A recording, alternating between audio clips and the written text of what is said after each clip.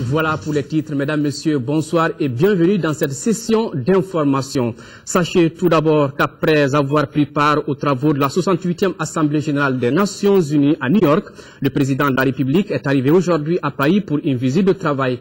Au programme de ce séjour, des entretiens approfondis avec IBK avec son homologue François Hollande. Ibrahim Boubacar Keïta est également attendu au Quai d'Orsay où il doit s'entretenir avec le chef de la diplomatie française, Laurent Fabius. Le chef de l'État aura également une séance de travail avec le président du Sénat français avant de se rendre à l'Assemblée nationale française. Mais avant, le chef de l'État a tenu à rencontrer cet après-midi la communauté malienne en France. Nous y reviendrons dans nos futures éditions avec nos envoyés spéciaux Boubacar Touré et Brahima Koulibaly.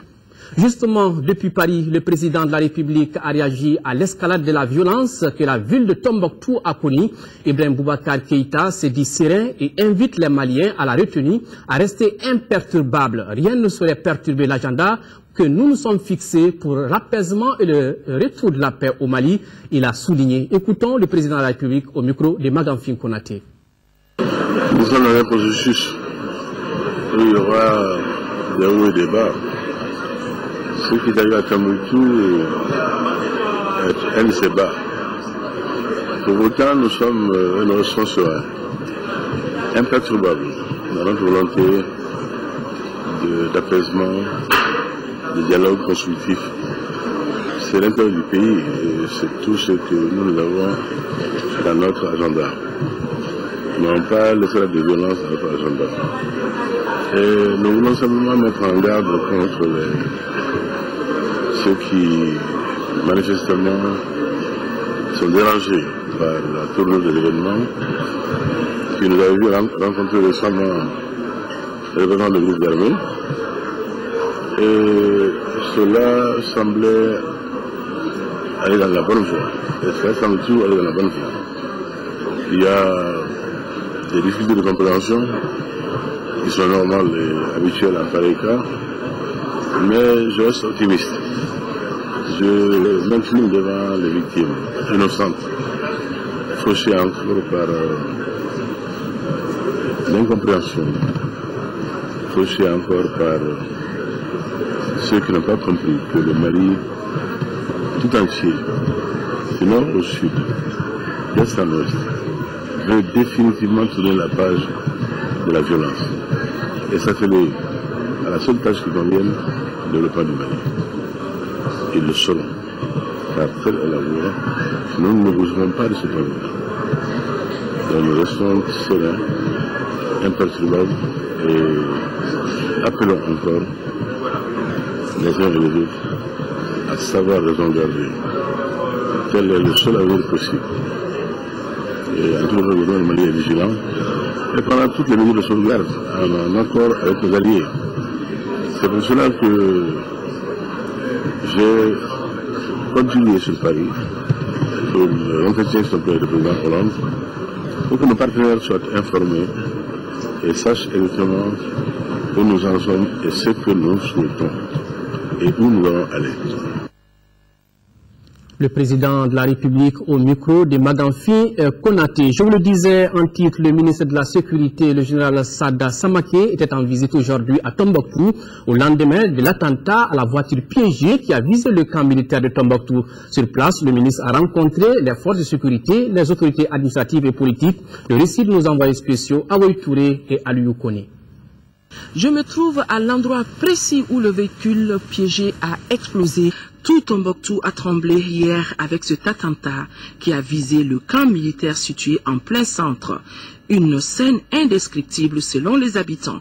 Les bâtiments publics, les maisons, les câbles électriques, la seule tribune officielle de la ville, tout s'est effondré. Et voilà que le ministre, à peine sorti de l'avion, était pressé d'aller voir et comprendre ce qui s'est réellement passé. Les checkpoints ont été les premiers endroits visités. Le constat, les checkpoints qui en principe doivent sécuriser l'entrée de la ville sont érigés de façon sommaire. Pour reprendre les mots du ministre, le dispositif est fragile et inadéquat, d'où la promesse ferme du ministre de procéder au renforcement sans délai du dispositif sécuritaire à ces endroits. Direction la mairie où le ministre Sada Samaké entouré des chefs d'état-major de différents corps, a échangé avec les autorités administratives, municipales et les notabilités de la cité des 333 La population est sous le choc, mais déterminée à résister aux côtés des forces de défense et de sécurité. L'attaque, on le rappelle, a fait 2 morts civils et 9 blessés militaires et civils. Les blessés ont reçu la visite de la délégation. Tous souffrent de traumatisme auditif, tellement la décharge était énorme. Et séance tenante, sur conseil du médecin traitant, le ministre a ramené dans son avion 3 de ses blessés. En quittant Tombouctou, l'alerte et la mobilisation étaient au maximum. Le général Sada Samake, avec le temps qu'on lui connaît, a promis plus jamais ça dans la ville des 333 100. Après cet attentat, chose qui était à craindre, on n'a pas pu le constater ici à Tombouctou. Le moral des hommes reste plus que jamais au beau fixe, renforcé. Ils se disent prêts à mourir pour défendre la patrie. Avant de quitter Tombouctou, le général Sada Samake est revenu au micro de nos envoyés spéciaux sur la détermination et de l'accompagnement du gouvernement sur le retour définitif de la paix dans ces régions du Nord. Nous l'écoutons. Après cet attentat terroriste lâche perpétré par des hommes sans foi ni loi, il était du devoir du gouvernement de venir auprès des populations pour partager avec elles leurs souffrances et leurs inquiétudes. Et en même temps, les assurer de la ferme volonté du gouvernement de rechercher et de punir les responsables de ces actes. Nous avons, en marge de cette rencontre avec les populations, tenu une réunion avec les forces de sécurité pour faire d'abord l'évaluation de la situation et édicter de nouvelles mesures permettant d'éviter de pareilles situations. Je vous avoue que le message a bien passé. J'ai été très content de la réaction des populations de Tombouctou et je pense que dans les jours à venir, les choses vont rentrer dans l'ordre. Avec ce qu'on a vécu hier, on est à mesure de dire que la situation n'est pas sous contrôle. Bon, on ne peut pas dire que la situation n'est pas sous contrôle. Il y a des défaillances quand même qu'il faut avoir le courage de le reconnaître. Et très bientôt, le gouvernement a élaboré des mesures urgentes pour un redéploiement des forces et pallier à ce déficit sur le terrain. C'est pourquoi je disais tout à l'heure que dans les jours à venir, nous allons envoyer des hommes sur le terrain, faire en sorte que, je dis, toutes les unités soient opérationnelles, augmenter la capacité opérationnelle des unités et faire face à toute éventualité. C'est là la raison pour laquelle je suis là et j'ai discuté avec les responsables des forces qui sont engagés et on va aller dans ce sens. Donc je peux parler au nom du ministre de la Défense pour dire que nous allons prendre toutes les dispositions pour que la situation soit maîtrisée. Et nous allons le faire, on n'a pas le choix. Et comment vous avez trouvé le moral des hommes? Très bon. Très bon, j'ai trouvé des hommes malgré la durée de leur présence sur le terrain qui sont à la tâche. J'ai trouvé des gens disposés et disponibles pour pouvoir travailler. J'ai demandé aux chefs d'être plus près d'eux, de les réconforter.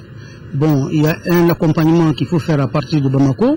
Nous allons faire cet accompagnement. Ils ont des difficultés qui m'ont évoqué. Il est de notre devoir maintenant de chercher à amoindrir ces difficultés. Mais ce que j'ai vu et ce que j'ai entendu, ça veut dire que c'est des hommes qui sont prêts à aller au charbon. Suite à cet attentat, nous avons réussi ici à notre rédaction plusieurs réactions. D'abord, celle du comité exécutif de l'ADEMA PASJ, du collectif des ressortissants du Nord Coren, mais également de la coordination des associations de ressortissants des cercles de la région de Tombouctou. Tous condamnent cet attentat. À Kidal, l'explosion aujourd'hui dans un dépôt de munitions de la force Serval a fait craindre le spectre d'une attaque terroriste dans la ville. Il y a eu plus de peur que de mal, on ne signale aucune perte en vies humaines, mais des dégâts matériels ont été enregistrés. Pour couper court à toute rumeur, le gouverneur de la région de Kidal, colonel Adama Kamisoko, a donné des précisions au téléphone avec Soumaïla Berté. Vers 11h, il y a eu une explosion dans un dépôt de munitions dans la zone administrative, d'après les informations que j'ai reçues de Serval. Alors, il s'agit plutôt de l'explosion d'un obus et non d'un kamikaze? Non, c'est très loin. Je demande formellement, certains médias ont fait savoir que c'est un kamikaze qui s'est explosé. Non, je demande catégoriquement que ce n'est pas un kamikaze, mais c'est un dépôt de munitions. Et ce dépôt de munitions n'appartient pas à l'armée malienne. Je voulais donner aussi cette précision. Donc, crois qu'avec la forte chaleur que nous avons aujourd'hui à Kidal, donc tout ce qui fait qu'il y a eu une explosion au niveau des anciens magasins du PAM. Donc c'est là-bas qu'il y a eu réellement cette explosion. Il n'y a pas eu de victimes? Il n'y a pas eu de victimes. Il n'y a pas eu de victimes en vie humaine. Il n'y a pas eu de morts, il n'y a pas eu de blessés. Il n'y avait même pas eu de présence. Si vous voyez que nous disons que c'est éventuellement la chaleur parce qu'il n'y a même pas de traces d'hommes à ce niveau. Donc c'est du dégât matériel. En titre de ce journal, bientôt le chemin de l'école pour les élèves. Les préparatifs pour la rentrée scolaire 2013-2014 vont bon train. Pour s'en rendre compte, notre reporter Adama Kodjo a fait le tour dans quelques familles ici à Bamako et dans certains marchés de la capitale. Les prix des fournitures scolaires varient d'un point à l'autre. Voici son reportage. La rentrée scolaire 2013-2014 arrive à grands pas. Les parents d'élèves s'activent dans les préparatifs de la reprise du chemin de l'école. Une reprise qui est source d'inquiétude pour de nombreux parents d'élèves et pour cause, ils doivent faire face à des dépenses. Les rentrées scolaires sont toujours un sujet de souci pour nous les parents. Parce qu'il y a beaucoup de fournitures scolaires achetées. Et plus on a d'enfants, plus les fournitures scolaires seront nombreuses à acheter. Et il faut aussi penser aux frais d'inscription et de scolarité des enfants. Dans les familles Tangara et Sissé à Lafiabougou, les enfants sont déjà inscrits dans les écoles publiques où la scolarité est gratuite. Cependant, les parents évoquent les mêmes difficultés pour se procurer les fournitures scolaires. Nous n'avons pas encore préparé la rentrée scolaire. La date de la rentrée nous a surpris. Nous avons appris que la rentrée est prévue pour le 2 octobre. Chez nous, rien n'a été aux enfants qui doivent aller à l'école. Les enfants sont nombreux. Aujourd'hui, nous manquons de moyens et nous souhaitons l'appui des autorités dans l'achat des fournitures.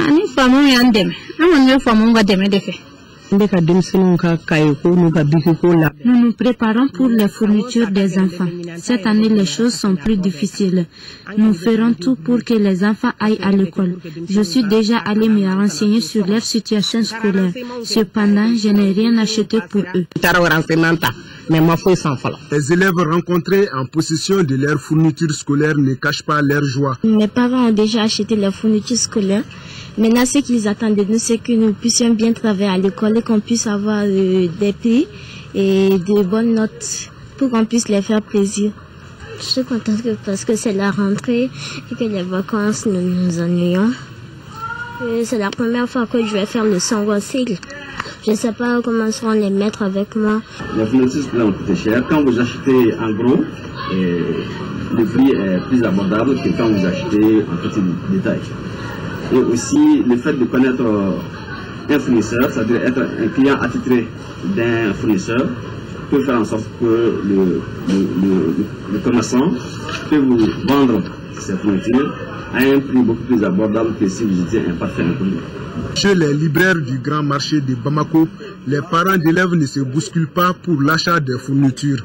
Les cahiers coûtent 100 à 1250 francs CFA, les sacs 1000 à 4000 francs. On va toujours se comprendre avec les parents d'élèves, on diminue, on augmente et puis on arrivera à s'arranger sur le prix. Ça dépend des qualités. Bon, cette année, quand même, il y a de nouvelles qualités. En fonction de ça, le prix peut varier.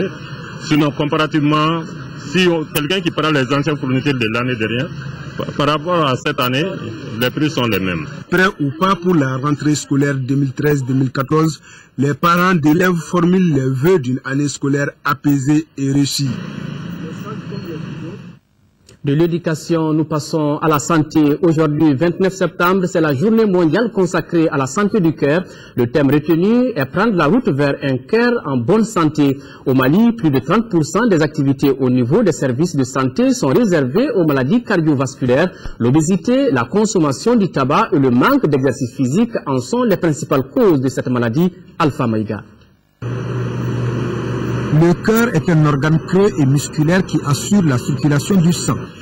Et comme tous les organes du corps humain, le cœur est exposé à des maladies. C'est ainsi qu'une journée lui est consacrée. La journée mondiale du cœur est organisée le 29 septembre de chaque année. Elle vise à mieux faire connaître au public les facteurs de risque de ces maladies ainsi que les moyens de les combattre.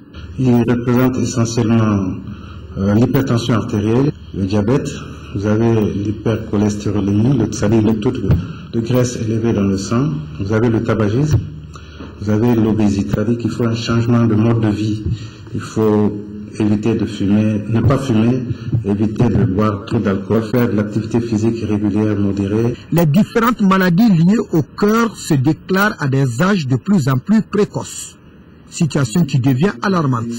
C'est pourquoi le thème de cette année est axé sur les enfants, les adolescents et les femmes. Prendre la route vers un cœur en bonne santé, c'est-à-dire qu'il faut dès maintenant, le plus tôt possible, essayer de prendre des mesures dans sa vie de tous les jours pour qu'on ne soit pas victime de ces maladies cardiovasculaires. Les maladies cardiovasculaires et accidents vasculaires cérébraux font 17 millions de victimes chaque année. Dans 7 ans, selon les statistiques, elles seront seules la cause de 50% de décès si rien n'est fait. Santé toujours, la journée scientifique de l'association d'odontostomatologistes du Mali, c'était hier. Cette année, elle est placée sous le thème responsabilité médicale et pratique en odontostomatologie. Elle vise à améliorer les pratiques de l'odontostomatologie et à sensibiliser les patients au respect du code d'éthique et de la profession. Moussa Fani. Responsabilité médicale et pratique en odontostomatologie, c'est le thème de cette journée de l'association des odontostomatologistes du Mali. Thème qui sera largement débattu à travers des conférences et expositions. La rencontre va permettre aux professionnels de la santé bucco-dentaire d'enrichir leurs connaissances afin d'améliorer les prestations dans les services de santé.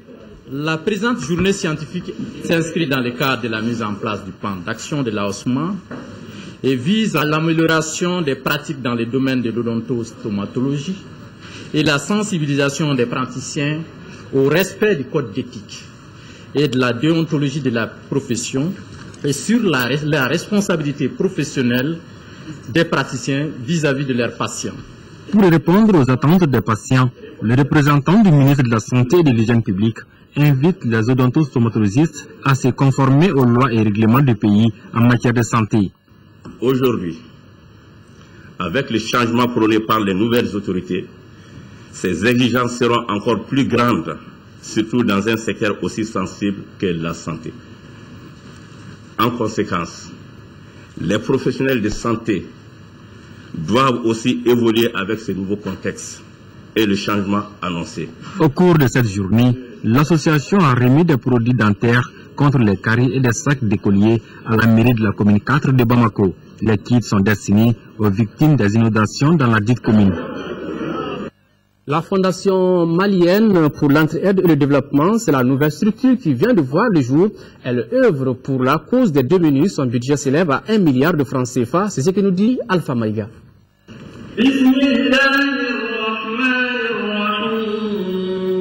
Ce sont des versets du Saint-Coran qui annoncent ainsi le lancement officiel d'une nouvelle fondation.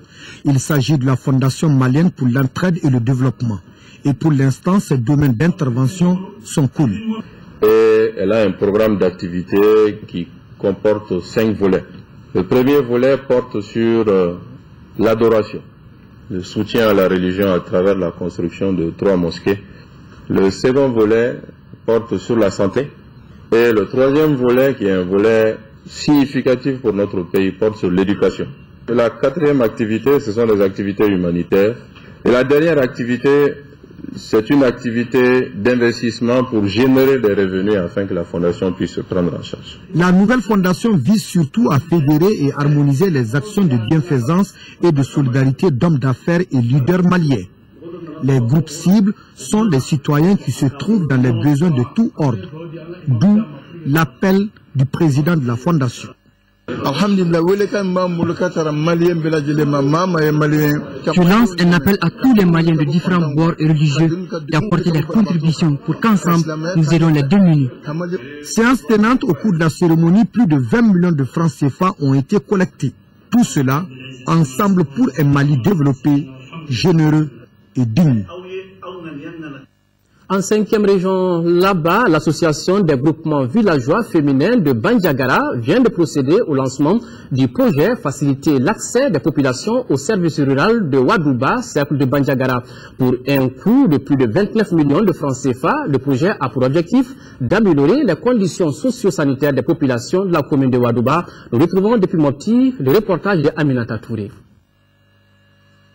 Pour un coût de plus de 29 millions de francs CFA et une durée de 15 mois, le projet Faciliter l'accès des populations aux services sanitaires de base qui vient d'être lancé est une initiative de l'ONG AJVF, l'association des groupements villageois féminins, avec PAOSD, programme d'appui aux organisations de la société civile. Le présent projet a pour objectif d'appui à l'amélioration des conditions socio-sanitaires des populations de la commune de Wadouba. Nous nous engagerons, corps et âme, plus jamais dans la commune qu'une femme ne meurt en donnant la vie. Les autorités communales ont salué cette initiative qui permettra de désenclaver les 48 villages et 26 hameaux de culture de la commune rurale de Wadouba. Pour le sous-préfet de Kanigougouna, la réussite de ce projet dépendra nécessairement de l'information et la sensibilisation des bénéficiaires en vue de leur mobilisation. D'une région à une autre, d'un lancement à un autre, lancement du projet d'appui à la sécurité alimentaire des populations d'Arabou à travers la gestion d'une banque de céréales. Cela se passe à Gao. Ce projet vise à assurer une disponibilité permanente des céréales à un prix abordable. Initié par l'association Gagaï Arabou, il s'inscrit dans le cadre du programme d'appui aux organisations de la société civile. Boubacar Bablin Touré. Après la libération de la zone, il était urgent de faire face aux défis, surtout celui de la sécurité alimentaire, d'où ce projet d'appui en faveur des populations du village d'Arhabou. La mise sur pied d'une banque de céréales et sa gestion en sont le contenu de cette initiative de l'association Gagaï d'Arhabou par le biais du programme d'appui aux organisations de la société civile POSC 2. Les conséquences de la détérioration du système sécuritaire au Mali et l'éclatement de la guerre en 2013 ont aggravé les conditions de vie des populations du nord du Mali. Il s'agit d'approvisionner régulièrement en céréales 314 ménages du village d'Arhabou. D'une durée de 6 mois, ce projet a bénéficié d'un montant de plus de 29 millions de francs CFA qui a permis l'achat d'un stock de 60 tonnes de céréales, la réhabilitation des magasins, la formation des acteurs chargés de la gestion de la banque de céréales, entre autres. Financé par l'Union européenne, le Danemark, le Canada, la Suisse et la Suède, il vise à assurer une disponibilité permanente de céréales. L'ouverture de ce nouveau chantier, qui est l'approvisionnement des populations du village en denrées de première nécessité et à moindre coût après 9 mois d'occupation, vient encore nous confirmer l'importance d'un tel éveil pour l'accompagnement de l'État dans la réalisation des objectifs du millénaire pour le développement. La cérémonie de lancement a été sanctionnée par la visite de la banque de céréales déjà ouverte.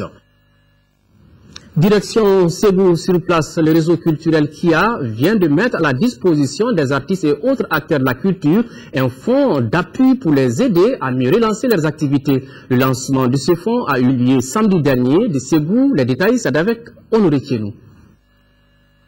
Les réseaux culturels KIA, dans le souci d'aider les artistes et acteurs culturels par l'amélioration de leurs conditions de travail, met à la disposition de ceux-ci un fonds d'appui à titre de solidarité et de crédit sans intérêt pendant cette période post-crise. La présente cérémonie consacre donc le lancement de ce fonds de solidarité dénommé Fonds Maya. C'est une initiative du réseau KIA des acteurs culturels du Mali lors de leur session en mai 2012. Égard à la crise qui frappe le pays, les acteurs se sont réunis à Ségou pour initier un programme qu'on a appelé un programme, une vision, une action pour bâtir l'avenir. Donc ce programme a abouti sur 10 projets et justement le Fonds Maya est un des projets phares de ce programme. Nous assistons à la naissance d'un secteur privé au niveau de la société qui travaille en collaboration avec la culture, mais d'une manière très franche. Et nous sommes totalement satisfaits et nous pensons pouvoir faire le maximum pour soutenir cette opération. Auparavant, le directeur de cabinet du gouverneur de Ségou, Oumar Baba Sidibé, avait invité les artistes et acteurs culturels du Mali à continuer à fédérer leurs efforts et à œuvrer pour une meilleure structuration de leur domaine afin de restaurer, selon lui, l'image des marques du Mali dans le domaine de l'art et de la culture. En 4e région, toujours, l'ONG World Vision célèbre les 20 ans de partenariat avec les communautés de la zone de développement sectoriel de Djeli. L'événement, dénommé cérémonie d'appropriation par les populations des réalisations faites par World Vision, a été une occasion pour faire un inventaire de nombreux acquis de l'ONG dans plusieurs secteurs comme la sécurité alimentaire et l'éducation. Kandesilla. Le Noro de Djakourna, les balafounistes de Boumba ou les chasseurs, rien n'a été négligé à Djeli dans l'ère de développement sectoriel de World Vision ADP Djeli pour marquer les 20 ans de partenariat entre l'ONG et les communautés de 4 communes que couvre l'ADP. Nous avons pu construire 79 salles de classe et 22 centres d'alphabétisation afin de faciliter l'accès des enfants à l'école. Chaque année, les enseignants reçoivent des formations pédagogiques en vue de l'amélioration de la qualité de l'enseignement. Ainsi, le taux de fréquentation est passé de 17,2% en 1995 à 48% en 2012. Aussi, le parrainage des enfants aura permis de toucher plus de 6530 enfants. À cela s'ajoute la réalisation des travaux d'aménagement de la plaine de Konosso pour plus de 107 millions de francs CFA. La pérennisation de ces réalisations n'est certes pas au-dessus de vos forces, mais elle requiert indubitablement de chacun et de tous des efforts, du sacrifice et du don de soi. En recevant le Tiwara, symbole des 20 ans de partenariat, le doyen des maires de 4 communes a assuré de faire ces différentes réalisations et en tirer le plus grand bénéfice. Kilomètres de là à des milliers de kilomètres de là, à 2013, la Commission nationale d'encadrement entend améliorer la qualité des repas des pèlerins. C'est pourquoi elle a rencontré le prestataire signataire du contrat. À l'issue de l'entretien, le président de la sous-commission restauration, Sambou Ladi Diaby, s'est dit satisfait de l'engagement pris par le prestataire. Il est interrogé par nos envoyés spéciaux, Abdraman Keita, Brahima Touré et Niaza Kouloubazi. Et chaque année, même indépendamment des observations, nous rendons visite, nous visitons de courtoisie aux prestataires, c'est-à-dire les restaurateurs. Mais cette année, nous avons couplé les deux, c'est-à-dire nos observations par rapport au repas servi et la visite de courtoisie. Donc, au cours de cette visite, nous avons procédé d'abord à la visite des installations. Après la visite des installations, des explications, nous avons tenu une petite séance de travail au cours de laquelle il y a eu des échanges très fructueux. Les échanges très fructueux sur le contrat et ensuite sur la quantité et la qualité. Vous êtes rendu compte que le prestataire s'est engagé à améliorer la qualité et la quantité. Ce que nous voulons dire aujourd'hui, c'est que nous sortons satisfaits de cette visite, compte tenu des engagements pris par le restaurateur, à savoir améliorer la qualité et augmenter aussi la quantité. C'est notre souhait. L'engagement est voilà, aussi bien à Médine qu'à la Mecque. Retour ici à Bamako pour parler de la 34e promotion du centre d'orientation professionnelle de coupe et couture baptisé Rotary Club Bamako Kanou. La cérémonie qui consacre sa sortie s'est déroulée vendredi dernier au centre islamique de Hamdalaï. Reportage Nouhoum Sissoko. Cette 34e promotion du centre d'orientation professionnelle de coupe et couture baptisé Rotary Club Bamako Kanou compte 94 apprenantes. Des jeunes filles qui 3 ans durant ont appris les techniques de la coupe et couture. Les 3 premières ont reçu chacune une machine à coudre en guise de récompense. L'objectif de COPEC, c'est offrir la possibilité aux jeunes filles et aux jeunes femmes qui n'ont pas eu la chance d'aller à l'école et celles dont les études ont été écourtées pour diverses raisons de préparer un métier pour gagner leur vie.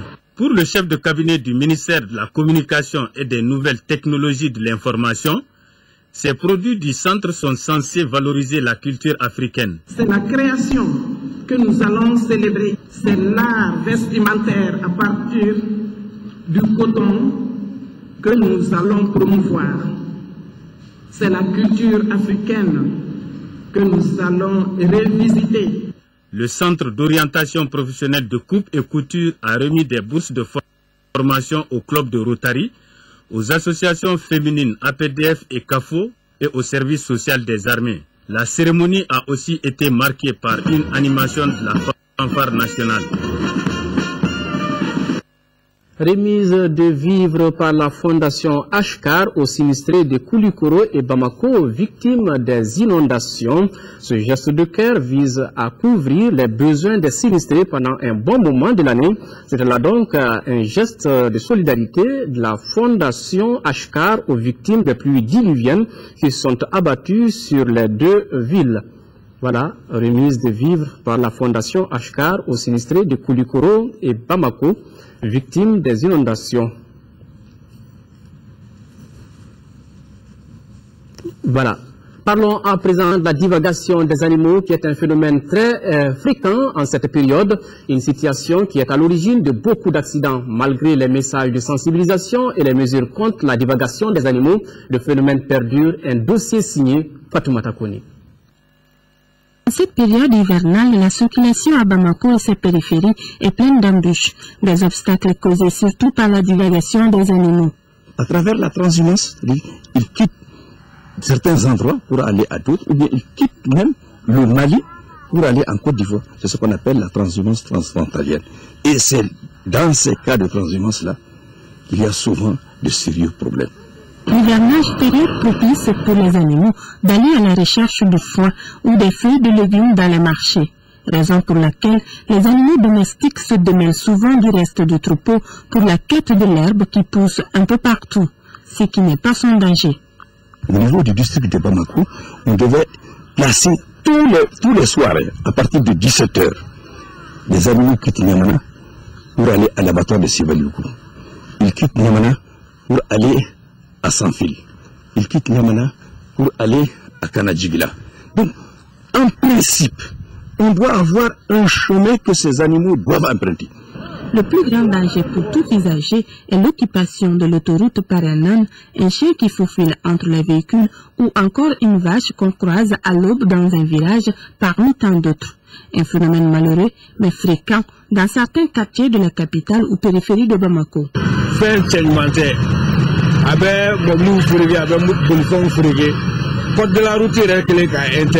Ce qui cause le plus du tort aux usagers sont des chiens et des ânes. Pourtant, les animaux qui divaguent dans la ville ont des propriétaires, mais difficile de les retrouver en cas d'incident causé par ceux-ci.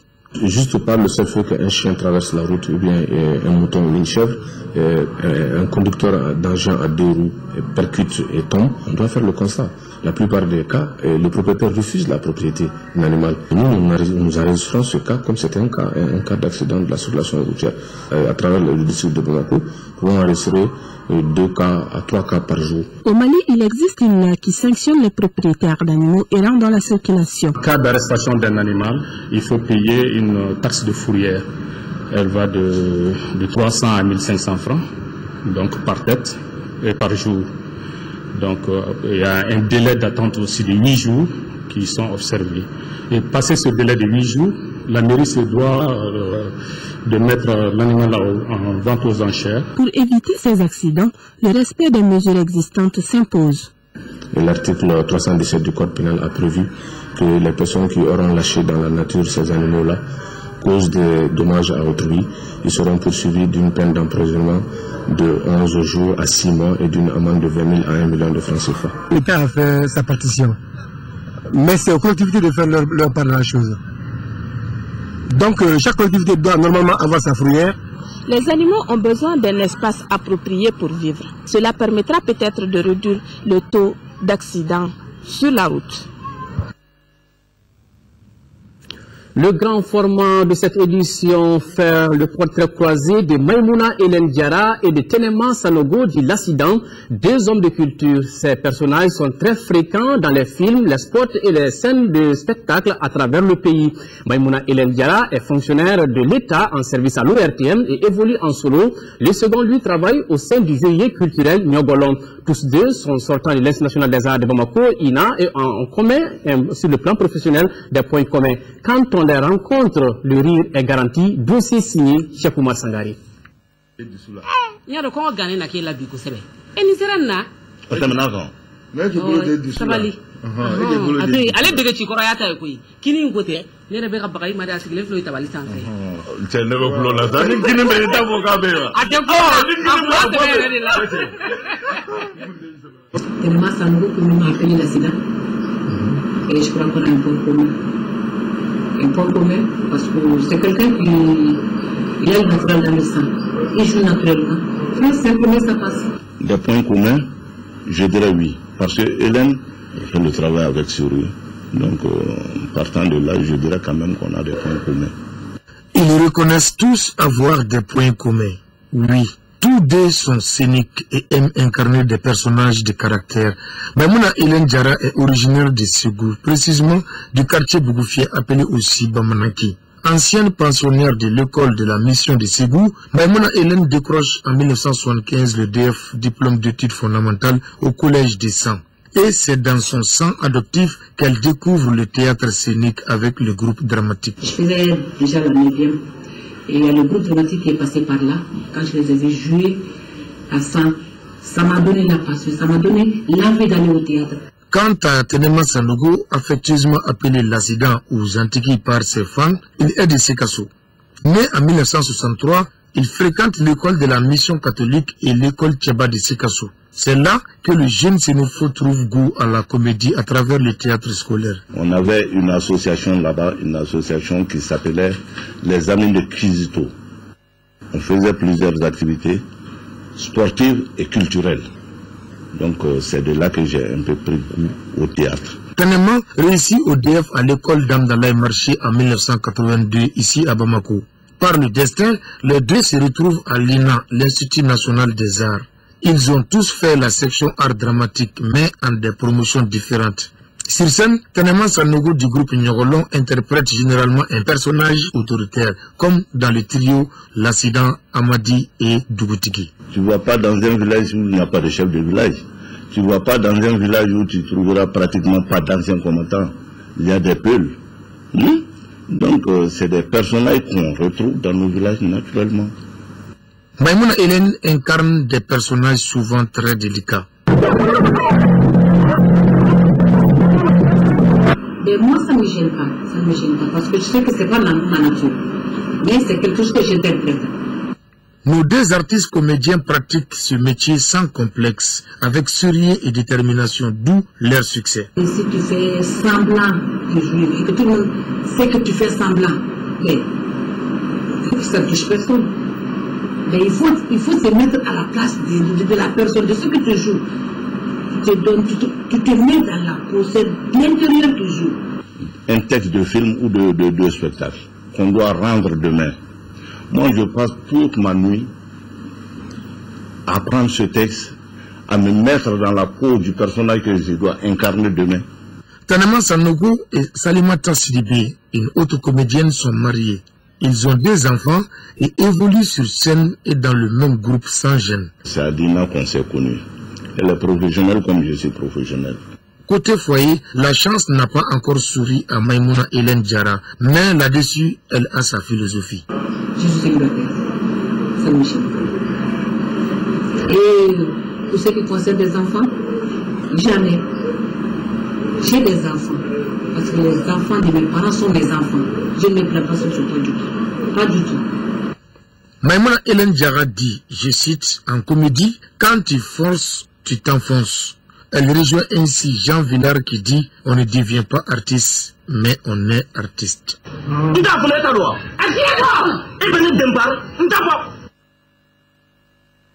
Pour rencontrer Maimouna Hélène Diarra, il vous suffit tout simplement de faire un tour à l'ORTM. Autre talent cette fois-ci en sport, basketball.